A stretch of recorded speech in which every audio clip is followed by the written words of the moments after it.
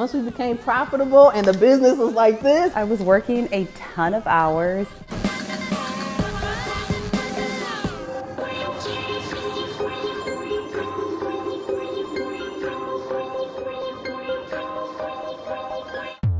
She ready. They ready. Look at me. They looking at me like, we ready. We ready. Welcome to Rocky's Reality. Yay. Hi, ladies. Yay. Oh my God, y'all fine. I love it. I am like, baby. Thank you, Brandy.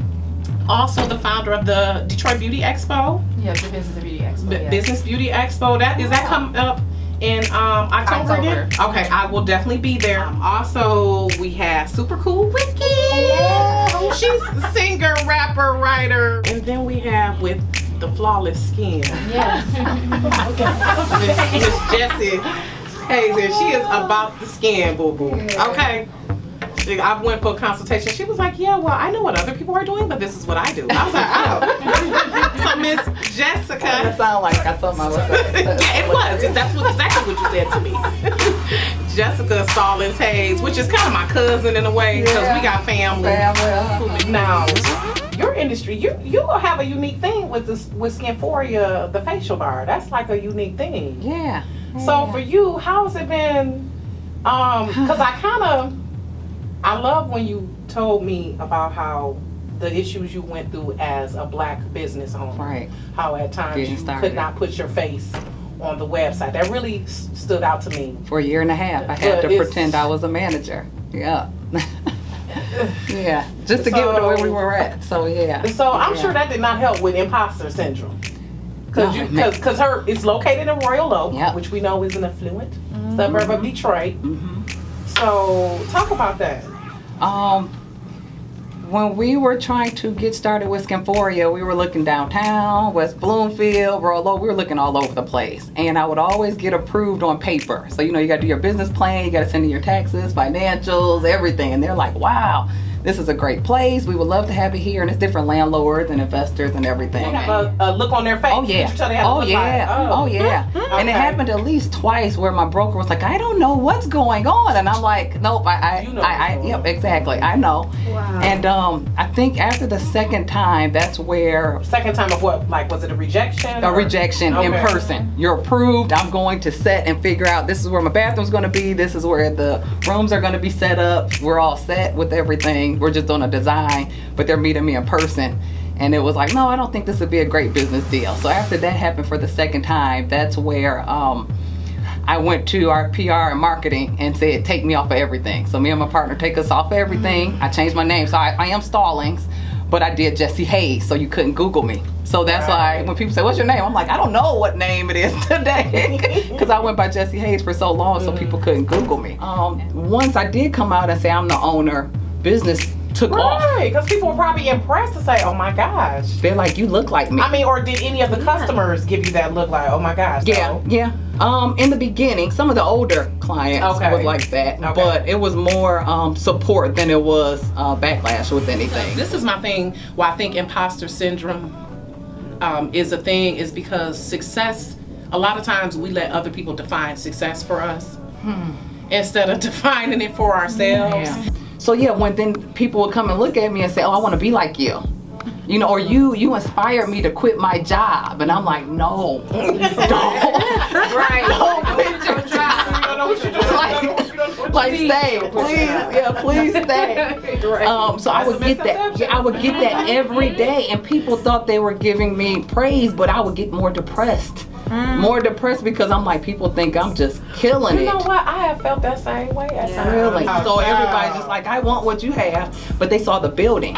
You saw this Skinphorea building in Royal Oak and all these employees and me everywhere, but you didn't know I made more money actually in my basement when I was doing things than I did at Skinphorea for about a year and a half. So yeah. Imposter syndrome. So I still deal with it every now and then, but I've learned to change my thought process because now I've changed my network and the people I'm around, and a lot of people are successful. They're way more successful than I am, but they still feel it. Or they look at me and say, wow, you motivate me, you know? Like, I'm trying to. Yeah. Or they're dealing with some type of demon or some type of thing that no one knows about. And I'm like, okay, I don't want your life. I thought I wanted your house and all the stuff that you have, but I don't want that. So now when I see success and see businesses and see people flourishing, I'm like, what are they dealing with that everybody don't know about? So I just changed my thought process. Yeah. You know, our minds just, especially when you are creative and you're always, and I really felt what you said about sometimes you get depressed when people are impressed and you're saying all these great things, and on the one hand it's awesome, it's like, oh God, thank you. People are recognizing it, but then it's like you're struggling, like, maybe I need to still be doing better, or what or if I don't do everything they do everything they're gonna find out. Right. So the super cool was like, well. Ladies, do you want to add something to that? But you also want to say, why not me? You know, and then I start to think about all the stuff I went through. Everybody else would have quit. Nobody would have kept going. They don't understand the struggle. So while they cry and quit and say, okay, let me do the next thing, I kept going. So I have to change my thought process to say, no, you kept going. And pat myself on the back, like, look at what I'm doing. So I'm always trying to change my thought process, but it comes every now and then where I'm, especially as a wife and a mother, that because it's not for me has been a big struggle too. The balance of sometimes not feeling resentful of my family, because I love them, I know it's a blessing, but at times struggling with balancing and being a great mom, being a great daughter, being a great wife, because it takes a lot. Oh, Lord. Okay. Yes.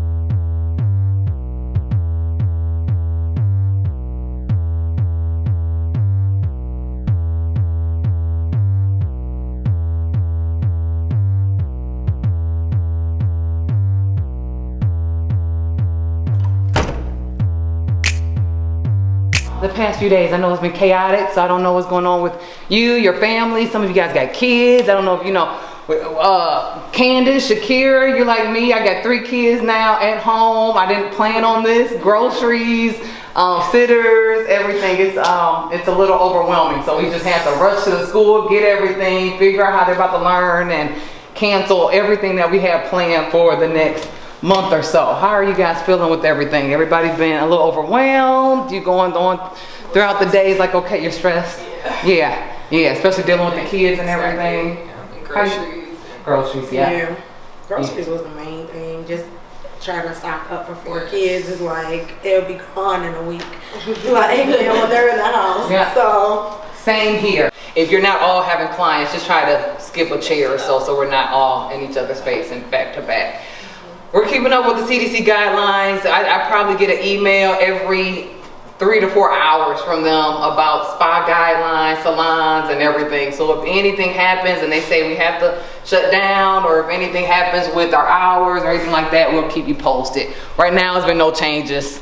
And everything that they said the guidelines were, I'm like, you guys already do. You guys were able to see the kit, right? It's up there. But it's just the main important stuff about the facts. Have you guys been able to read these yet? You might purge, you can't use any other facial products, there's some mild flaking, dryness, it tells you all of that.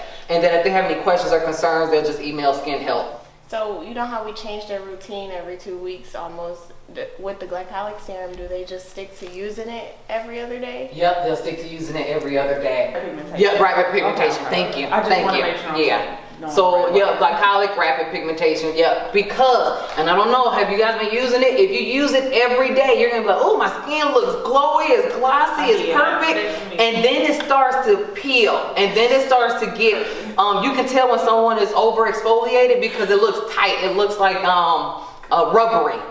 And that means you've over exfoliated. So in the beginning, for the first 2 weeks, they're like, oh, my skin is popping, it's great. And then after that, it's like, oh, it looks rubbery, now it's cracking. And we don't want it to get to that point. Another thing is Sharice is setting up one-on-ones with everyone. So if you guys want to have like a one-on-one meeting with Sharice, she's going to do that on Monday and Tuesday evenings. I'm talking about yesterday is we might come up with a Skinphorea dictionary because we use a lot of shortcut words in the notes and not everyone knows what those mean. So especially when our new people come in, they're not going to know what TDF means. And then Mary and I canceled the team outing for this month due to the circumstances, so that's going to be canceled. The 2 truths and a lie game with everybody. That's true. I didn't like it. diversity emo.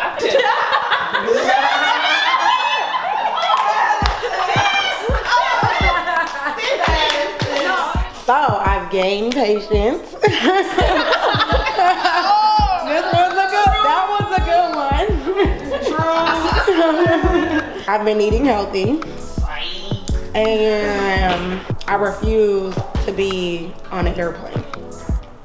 That's the thing. I feel like you would even without the girl. That's true. That's the truth. That's the truth. Okay. I think they wanted to. Right. I would have thought y'all thought the patience was a lie. Oh my God! You guys, somebody will have a low self-esteem. One, I'm on another diet. We just reel these lines on. So this week has been insane. We started off dealing with this coronavirus, which we're dealing with now, but business, as you can see, has still been very busy. I also had an interview on Rocky's Reality with some amazing women. We talked about imposter syndrome, something that no one speaks about, something that a lot of us are dealing with internally, but we don't share. So that was great as well. So it's just a busy week, a little bit overwhelming, a little bit nerve-wracking, I'm not gonna lie to you, but me not just making sure I take care of myself, but making sure my husband and kids are okay, and then not just the clients and that they know the safety when they're coming in here, but that my staff is taken care of. So for today, this morning, we had an amazing skin chat with our staff. Skin chat is something that we do every Saturday morning from 9 a.m. to about 9:45, 9:50. We do education, we do training on products, ingredients, and then any concerns that they might have. So today I wanted to come in and talk about the coronavirus and just make sure that they are internally okay. What are they dealing with? And hearing their voices and looking in their eyes and seeing what they're dealing with. And a lot of them are mothers. And what I didn't know was, their kids are at home right now, and a lot of them are nervous with groceries. And I didn't know that was the main thing, like how am I going to afford groceries for my family now? And then also not even just income, but being able to come to work. So I want to make sure I figure out how to handle that and be able to help them with that and make sure that my staff is not dealing with and being stressed out about how to feed their family, dealing with groceries. So that's something that I didn't know about. But it's something that we deal with every week here at Skin Chat. It's just talking about everybody's concerns. So with this virus, again, a lot of things have been crazy. As a small business owner, it is nerve-wracking because you don't know what's going to happen. Right now, I'm just keeping up with the emails from the CDC and making sure, of course, that things stay sanitized, which we've always done, and making sure our clients are okay, and just hoping that we don't have to close down. It's nerve-wracking seeing what's going on in other countries, and if we have to, how long? I'm sorry, I'm a small business, and there's only so many months that I can be able to keep up with everything, and then making sure how are my employees going to be able to pay their rent and their utilities and food and everything like that. So I'm praying that business keeps going, and if we did have to shut down, it's something that's temporary, and then how do we move on from that? You know, also I'm having issues with inventory, not being able to get the supplies and the products and certain things that we need to be able to run the spa. So that's a decision we're gonna have to make. We have job interviews coming up. We have a job fair. I'm most likely gonna have to reschedule that, and I need employees bad, but now things are shifting. Like, do I not need them anymore? Do I not need them in a few months? I don't know. So right now I'm taking it day by day and constant meetings and constant emails and just trying to figure out what we're gonna do next. So with this, a lot of times you see some of the grit and the hard work and us grinding and being busy and taking client after client, but you don't see some of the things behind the scenes of what it takes to deal with this emotional turmoil that's something that you never expected. Lately, I haven't been able to sleep because I don't know what the next day is going to hold. And not, again, for my concern, but for the people that work for me. All right, we're going to go ahead and close everything out. Thank you guys, and we'll see you soon.